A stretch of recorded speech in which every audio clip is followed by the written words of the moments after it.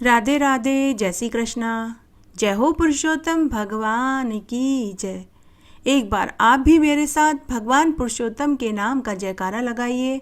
जय हो पुरुषोत्तम भगवान की जय। आज हम पुरुषोत्तम मास का 31वां अध्याय सुनेंगे। इस अध्याय में पुरुषोत्तम मास के महात्म्य की महानता का वर्णन आएगा। सूत जी बोले कि हे विप्रो, नारद मुनि पतिव्रता स्त्री धर्म को विस्तार पूर्वक सुनकर कुछ और नारायण मुनि से पूछने लगे कि हे बद्रीपते, आपने कांसे के संपुट का दान सब दानों से अधिक बढ़कर बताया है। उसका स्पष्ट करिए, मुझे विस्तार से सुनाइए, मैं सुनना चाहता हूँ। श्री नारायण बोले कि हे ब्राह्मण, एक समय पार्वती जी ने इस व्रत को किया था। तब उस समय उन्होंने महादेव जी से पूछा था कि ऐसा कौन सा उत्तम दान है जिसके देने से मेरा पुरुषोत्तम मास का स्नान और व्रत पूर्ण हो जाए। हे दया सिंधु, उस दान को सब लोगों के कल्याण के लिए आप मुझे बताइए। यह सुनकर महादेव जी श्री पुरुषोत्तम भगवान का ध्यान करके सब लोगों के कल्याण की इच्छा से पार्वती जी से बोले कि हे पार्वती, पुरुषोत्तम मास में व्रत की विधि पूर्ण करने के लिए वेद में कहीं भी कोई दान नहीं है। हे गिरिसूते, श्री कृष्ण के प्रिय पुरुषोत्तम मास में जो भी उत्तम दान कहे हैं वे सब तुच्छ हो गए। हे पार्वती, कहीं भी ऐसे दान का विधान नहीं है जो पुरुषोत्तम मास में करने से तुम्हारा व्रत पूर्ण हो। हे वरानने, पुरुषोत्तम मास में व्रत पूर्ण करने के लिए संपुटाकार ब्रह्मांड का दान ही योग्य है। हे वरानने, इस दान को कहीं भी कोई व्यक्ति नहीं दे सकता, क्योंकि उसमें तो इतनी सामर्थ्य भी नहीं है। इसलिए इस ब्रह्मांड के प्रतिनिधि स्वरूप कांसे का संपुट बनाकर उसमें 30 मालपुए रखकर 7 धागों से लपेटकर विधिवत पूजा करके व्रत की पूर्णता के लिए विद्वान ब्राह्मण को दान में दें। यदि मनुष्य की आर्थिक स्थिति मजबूत है तो ऐसे 30 संपुटों का दान करें। इस प्रकार लोक हितकारी महादेव जी के ऐसे सुंदर वचनों को सुनकर पार्वती जी लोक कल्याण की इच्छा से अत्यंत प्रसन्न हुई और 30 कांसों के संपुट विद्वान ब्राह्मणों को दान में देकर व्रत के विधान को पूरा करके अत्यंत सुखी हुई। सूत जी बोलते हैं कि हे विप्रो, नारद जी भगवान बद्री नारायण के अमृत तुल्य वचन सुनकर अत्यंत प्रसन्न होकर बार बार नमस्कार कर फिर कहने लगे, यह पुरुषोत्तम मास सब साधनों का सर्वश्रेष्ठ मास है। आज इसका महात्म्य सुनकर मुझे पूर्ण निश्चय हो गया है। भक्ति मात्र से सुन लेने पर जब मनुष्य के महापाप नष्ट हो जाते हैं, तब श्रद्धा पूर्वक विधि विधान से जो करता है तो उसका कहना ही क्या, क्योंकि अमृत पीकर अत्यंत तृप्त हुए मनुष्य को दूसरे जलपान करने की इच्छा नहीं रहती। इसलिए अब इससे आगे सुनने को मेरी कुछ भी इच्छा शेष नहीं रह जाती। सूत जी बोले कि ब्रह्म ऋषि ऋषि व नारद जी इतना कह कर शांत हो पुरातन मुनि बद्री नारायण के चरण कमलों में मस्तक झुकाकर नमस्कार करने लगे। जो मनुष्य भरत खंड में जन्म लेकर पुरुषोत्तम मास का सेवन नहीं करते, वे घर के जंजाल में आसक्त हुए अधम हैं। ऐसे दुष्ट बुद्धि वाले मनुष्य बार बार जन्म लेते हैं और मरते हैं तथा जन्म जन्मांतर में पुत्र मित्र भार्या एवं प्रियजनों के वियोग के दुखों से दुखी रहते हैं। सूत जी बोले कि हे द्विज श्रेष्ठों, इस पुरुषोत्तम मास में नास्तिक बाद के शास्त्रों का वर्णन न करें, न पराई सेज पर शयन करें, न कभी झूठ बोले, न कभी परनिंदा आलोचना चुगली करें, न पराया अन्न खावें, न कभी दूसरे की नकल करें, न धन की कंजूसी करें। सचरित्र ब्राह्मण को दान दें। धनवान होते हुए जो कंजूसी करता है वह रो रव नरक में जाता है। व्रती लोग दिन में सायकाल के 4 बजे के बाद भोजन करें। अतः वे लोग धन्य हैं जो पुरुषोत्तम मास के नियमों का पालन करते हैं। महाराज इंद्रधुम्न, यवनाक्ष, भागीरथ ये सब राजा लोग पुरुषोत्तम मास की आराधना कर श्री कृष्ण भगवान के निकट पहुँच गए। इसलिए यह पुरुषोत्तम मास सब मासों में श्रेष्ठ है और वांछित फल को देने वाला है। ध्यान मंत्र: गोवर्धन धरम वंदे गोपालम गोपरूपिणम गोकुलो उत्सव मिशानम गोविंद गोपिका प्रियम। हे गोवर्धन पर्वत को धारण करने वाले गोपाल, गोप रूपधारी, गोकुल के उत्सव ईश्वर, गोप किशोरियों के प्रिय गोविंद भगवान को नमस्कार है। श्री कौंडिल्य मुनि ने कहा, जो व्यक्ति इस मंत्र को जपते हुए पुरुषोत्तम मास को व्यतीत करते हैं, उन्हें भगवान की प्रीति प्राप्त होती है, वे ही भगवान के निकट पहुँचते हैं। अतः दिव्य स्वरूप मुरलीधर, दो भुजाधारी, नवीन मेघ के समान श्याम वर्ण, सुंदर पीताम्बरधारी, शोभायमान श्री राधा सहित पुरुषोत्तम भगवान का ध्यान करते हुए समय बिताना चाहिए, जिससे समस्त कामनाओं की प्रीति प्राप्त होती है। हे मुनि श्रेष्ठ, यह गुप्त से भी गुप्त व्रत प्रत्येक व्यक्ति को नहीं बताना चाहिए। जो मनुष्य गंगा आदि सब तीर्थों में स्नान करने तथा पृथ्वी की प्रदक्षिणा करके जितना पुण्य प्राप्त करते हैं, उससे भी अधिक पुण्य पुरुषोत्तम मास के महात्म्य को सुनने से ही प्राप्त हो जाता है।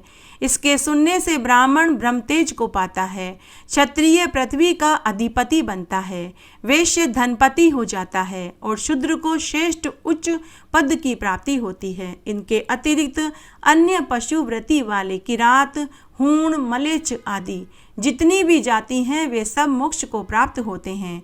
जो व्यक्ति पुरुषोत्तम मास में ग्रंथ को पीत वस्त्र से लपेटकर किसी विद्वान पंडित को दान में देते हैं, वे अपने तीनों कुलों का उद्धार करके हरि लोक को जाते हैं, तथा जो अपने घर में रख कर इसका पूजन करते हैं, वह घर तीर्थ के समान हो जाता है।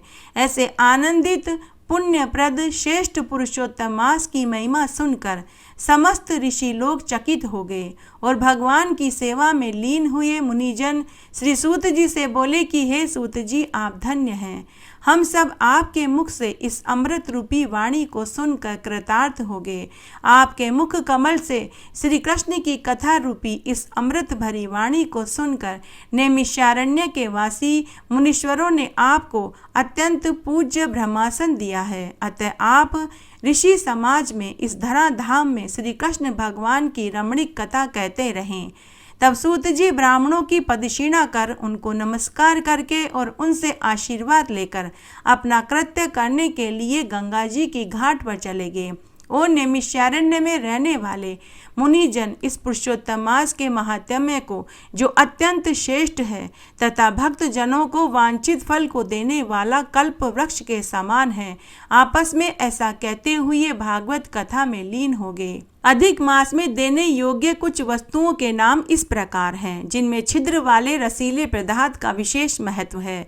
वैसे मिठाई कोई भी हो, मीठी मलाई पूरी, मालपुआ, जलेबी, इमरती के 32 नग पूरे अधिक मास में किसी कांसे के बर्तन में रखकर उस पर दक्षिणा रखकर हाथ में जल लेकर भगवान के अर्पण करके वैष्णव भक्त ब्राह्मण को दान में दें।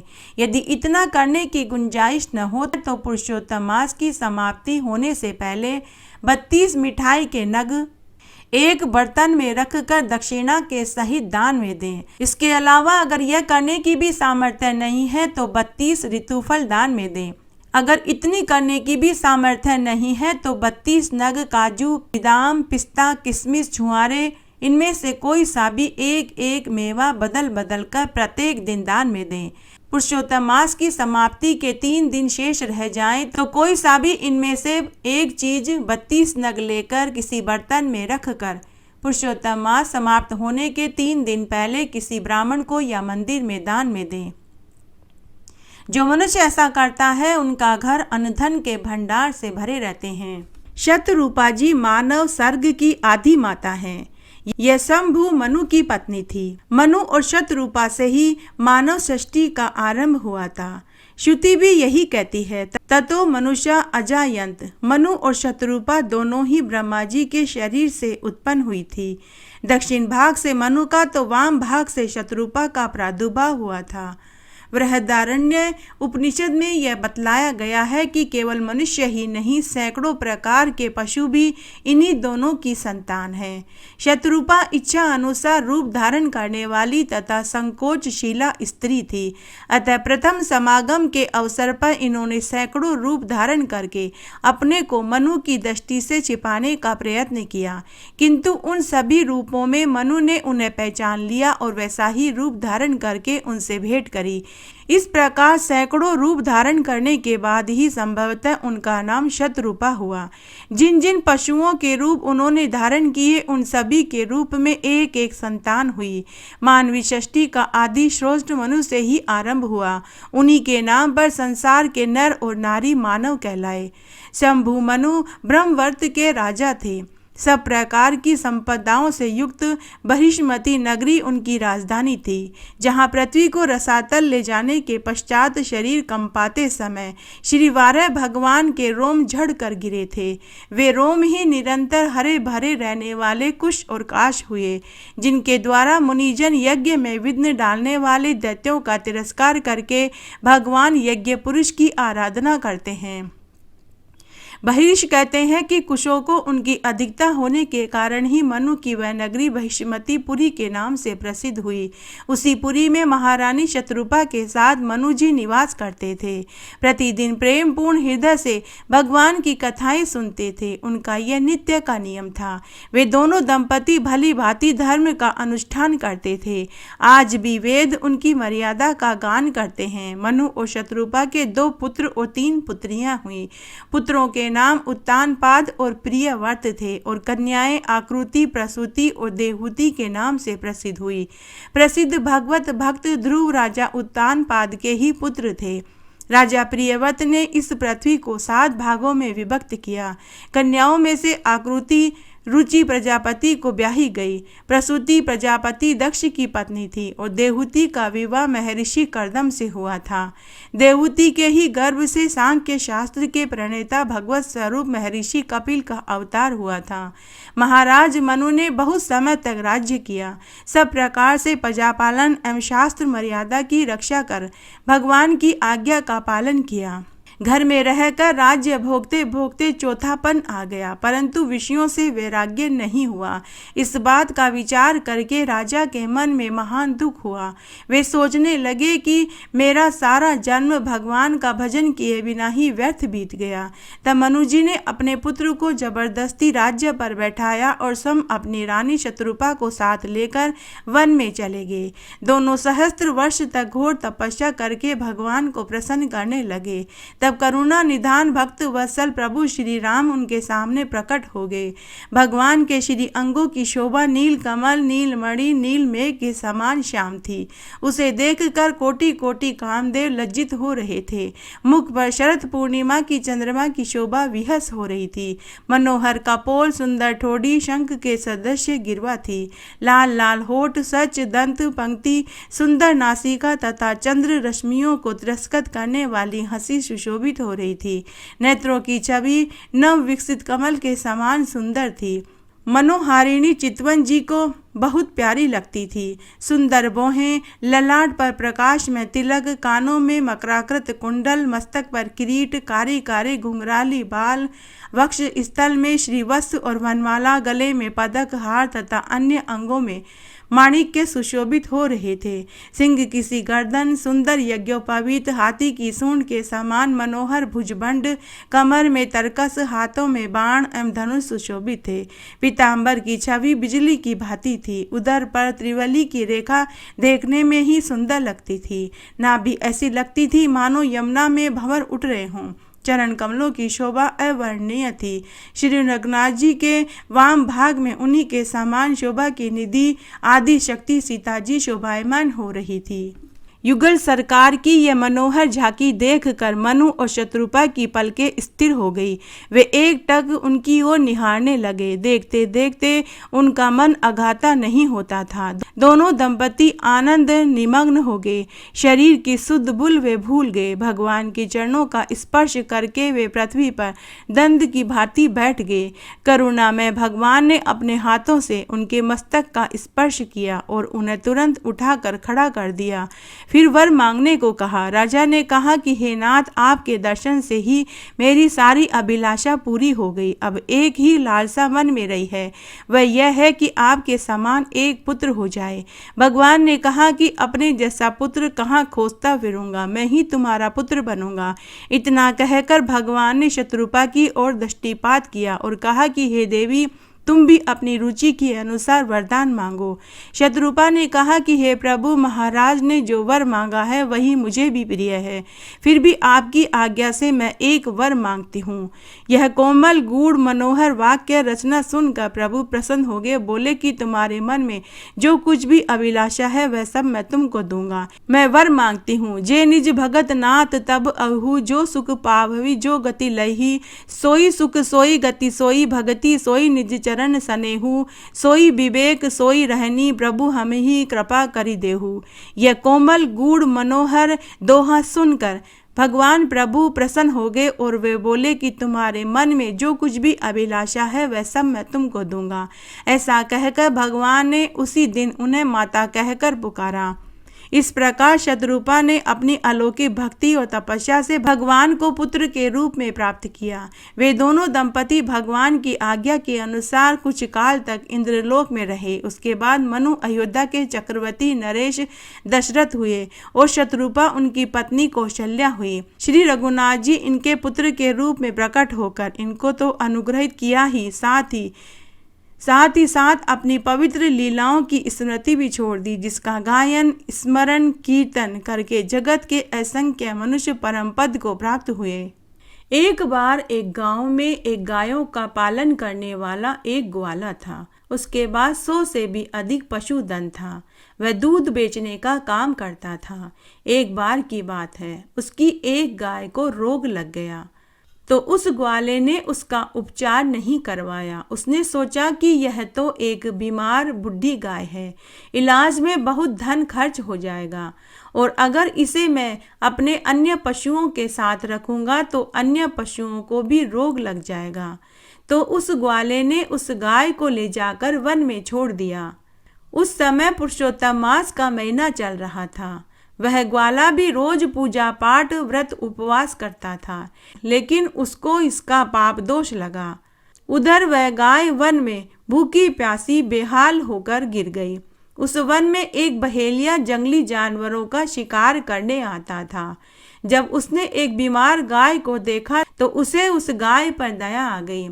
तब वह शिकारी उस गाय को लेकर अपने घर आया। उसने उसकी खूब सेवा टहल करी। वह शिकारी जंगल में से जड़ी बूटियां लेकर आया, घिस घिस कर दवाई बनाई और गाय के घाव वाले जगह पर लगाया और अपने हाथ की उंगलियों से उसके घावों में पड़े कीड़ों को निकाला और उसके घावों को शीतल जल से धोया, हरी हरी घास खिलाई और ठंडा ठंडा पानी पिलाया।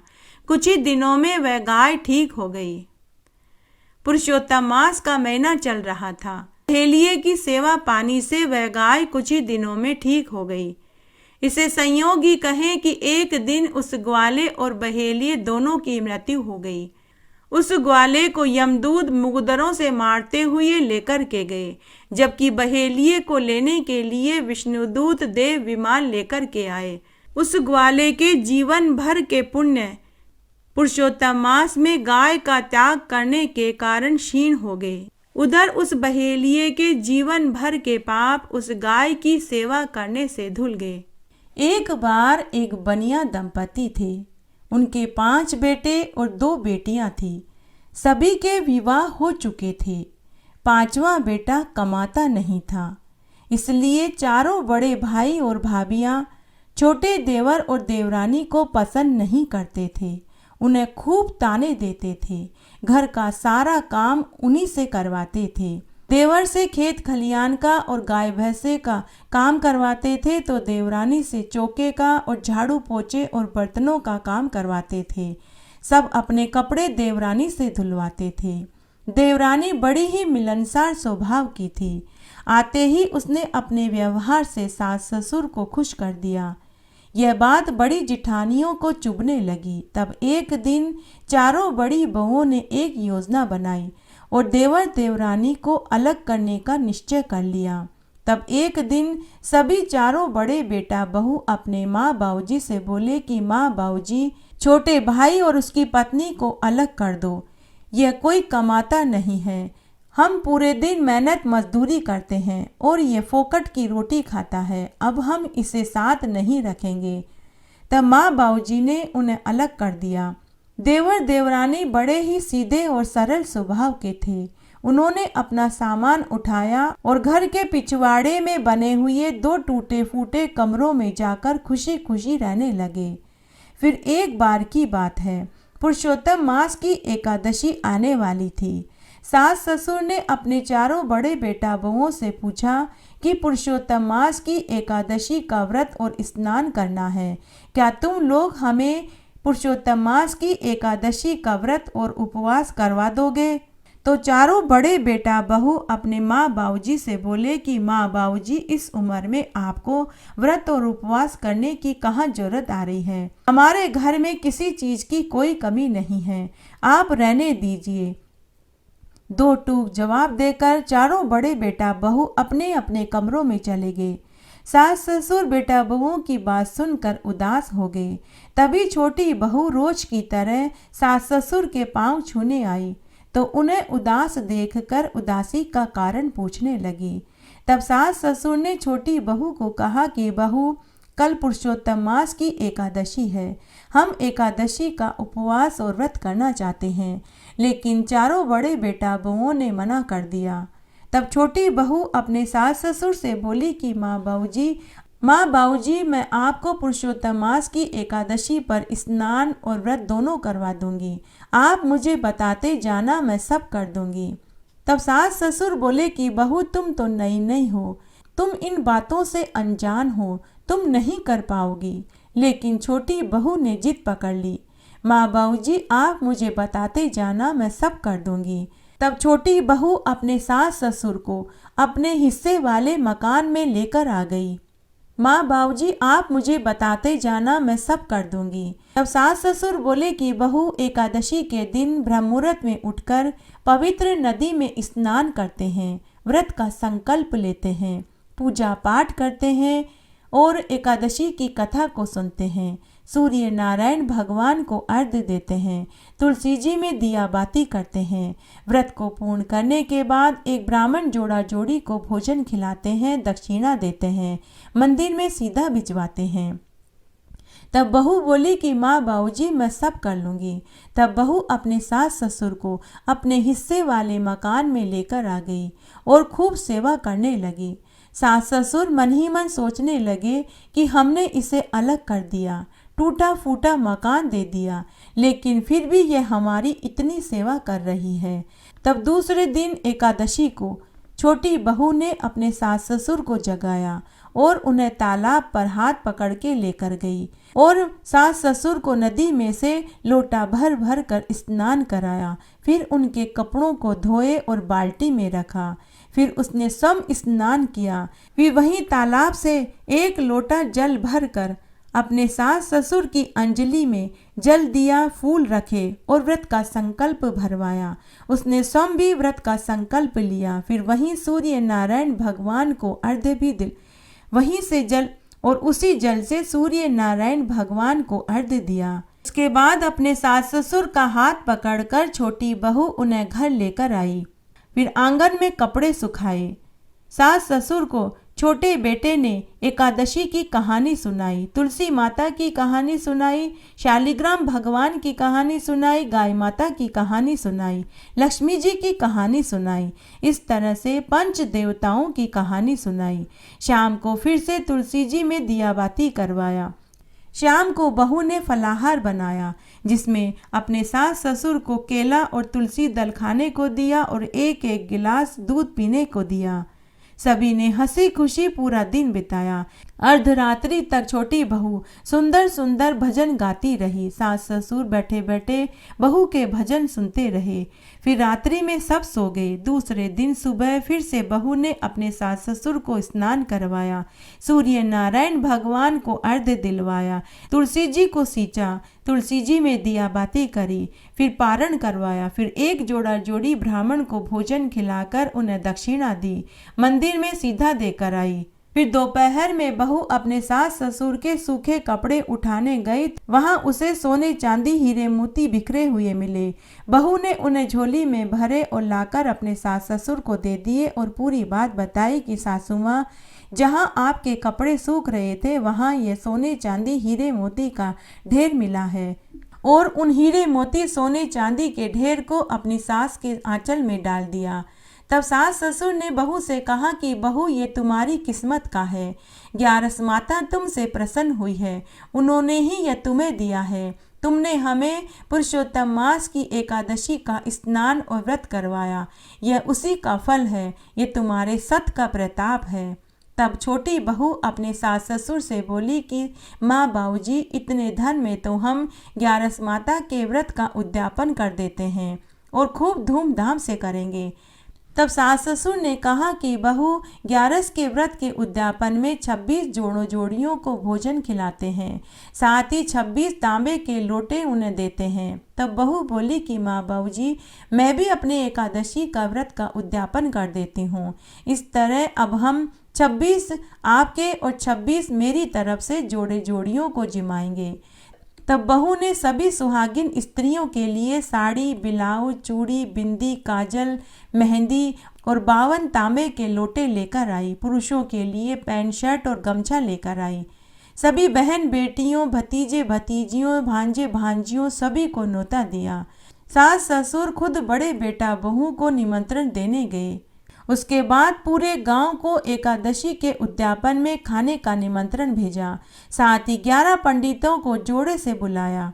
बड़े भाई और भाभी बोले कि इनके पास इतना पैसा कहाँ से आया, इनके तो खुद के खाने के लाले पड़े हुए थे। तब एकादशी के उद्यापन वाले दिन जेठ जेठानी ने देवर और देवरानी के घर का ठाट बाट देखा। घर में अन्न धन के भंडार देखे तो उन्होंने इसका कारण पूछा। तब देवरानी, जो बड़े ही सरल स्वभाव की थी, उसने पूरी बात बताई कि आपने माँ बाबूजी को पुरुषोत्तम मास की एकादशी का व्रत और स्नान कराने से मना कर दिया था, लेकिन मैंने उनको पुरुषोत्तम मास की एकादशी का व्रत और स्नान करवाया। मेरे ऊपर तो ग्यारस माता खुश हुई है। तब बड़े बेटा बहू ने निश्चय किया कि अगली बार जब एकादशी आएगी तो हम भी माँ बाबूजी को व्रत और स्नान करवाएंगे। इस तरह जब दोबारा एकादशी आई तो चारों बड़े बेटा बहुओं ने माँ बाबूजी को जबरदस्ती एकादशी का व्रत और स्नान करवाने लगे। तो माँ बाबूजी अपने चारों बेटा बहुओं से बोले कि आज हमारी तबीयत ठीक नहीं है, हमसे व्रत और स्नान नहीं हो पाएगा, तुम लोग ही कर लो। लेकिन बड़े बेटा बहू नहीं माने। उन्होंने जबरदस्ती एकादशी का स्नान करवाया। स्नान कराने के बाद कपड़े धोए। अब चारों बेटा बहू कपड़ों को लेने के लिए लड़ाई करने लगे। एक बेटा बोला, माँ की साड़ी मैं लूँगा, तो दूसरा बेटा बोला कि बाबूजी की शर्ट मैं लूँगा। इस लड़ाई में माँ बाबूजी के कपड़े फट गए। इस तरह जिसके पास जो कपड़ा आया वो ले जाकर अपने अपने कमरों में सुखा दिया। चारों बेटा बहू बोले कि देवर देवरानी तो पागल थे जो माँ बाबूजी के कपड़ों को आंगन में सुखाया, हम तो अपने अपने कमरों में सुखाएंगे। इस तरह पूरा दिन निकल गया। रात्रि में उन्हें नींद ही नहीं आई। सुबह जब उन्होंने उठकर देखा, जिस कमरे में उन्होंने माँ बाबूजी के कपड़े सुखाए थे वहाँ कीचड़ ही कीचड़ हो गया। सभी बड़े बेटा बहू भागे भागे माँ बाबूजी और देवर देवरानी के पास आए और बोले कि माँ बाबूजी, आपके कपड़े हमने जहाँ सुखाए थे वहाँ कीचड़ ही कीचड़ हो गया, आपने हमारे साथ धोखा किया। तब माँ बाबूजी अपने चारों बड़े बेटा बहुओं से बोले कि तुम सबने धन के लालच में एकादशी का स्नान और व्रत हमसे करवाया, लेकिन छोटी बहू ने निस्वार्थ भाव से हमें एकादशी का व्रत और स्नान करवाया था।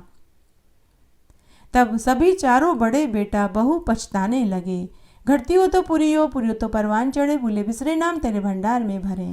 आइए अब हम पुरुषोत्तम भगवान की आरती सुनते हैं।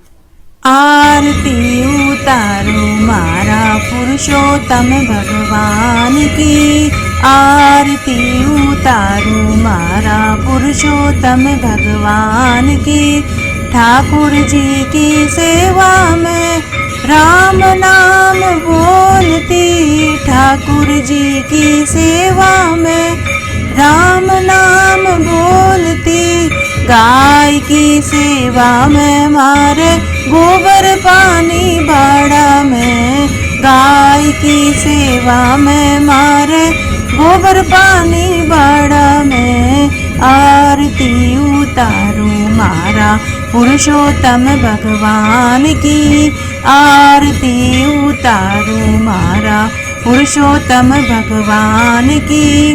ठाकुर जी की सेवा में गंगा जल जारी में, ठाकुर जी की सेवा में गंगा जल जारी में, गाय की सेवा में मार दूध भरा चचरी में, गाय की सेवा में मार दूध भरा चचरी में, आरती उतारूं मारा पुरुषोत्तम भगवान की आरती उतारूं मारा पुरुषोत्तम भगवान की।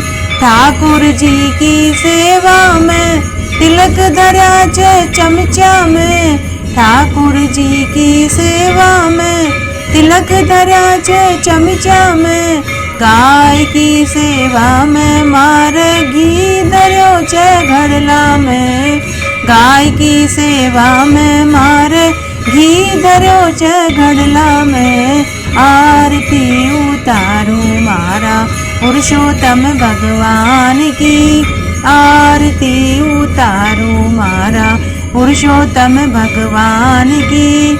ठाकुर जी की सेवा में माखन मिश्री दोना में, ठाकुर जी की सेवा में माखन मिश्री दोना में, गाय की सेवा में मार छाछ राबड़ी थाली में, गाय की सेवा में मार छाछ राबड़ी थाली में, आरती उतारूं मारा पुरुषोत्तम भगवान की आरती उतारूं मारा पुरुषोत्तम भगवान की। ठाकुर जी की सेवा में नितूट मंदिर जावती, ठाकुर जी की सेवा में नितूट मंदिर जावती, गाय की सेवा में मार नित बुआरा लगावती, गाय की सेवा में मार नित बुआरा लगावती, आरती उतारूं मारा पुरुषोत्तम भगवान की आरती उतारूं मारा पुरुषोत्तम भगवान की। ठाकुर जी की सेवा में सखियां खड़ी छ मंदिर में, ठाकुर जी की सेवा में सखियां खड़ी छ मंदिर में, गाय की सेवा में मार सात ग्वाला आंगन में, गाय की सेवा में मार सात ग्वाला आंगन में, आरती उतारूं मारा पुरुषोत्तम भगवान की आरती उतारूं मारा पुरुषोत्तम भगवान की। ठाकुर जी की सेवा में तुलसी माला फेरती, ठाकुर जी की सेवा में तुलसी माला फेरती, गाय की सेवा में मार गले कुमारी सोना की, गाय की सेवा में मार गले कुमारी सोना की, आरती उतारूं मारा पुरुषोत्तम भगवान की आरती उतारूं मारा पुरुषोत्तम भगवान की।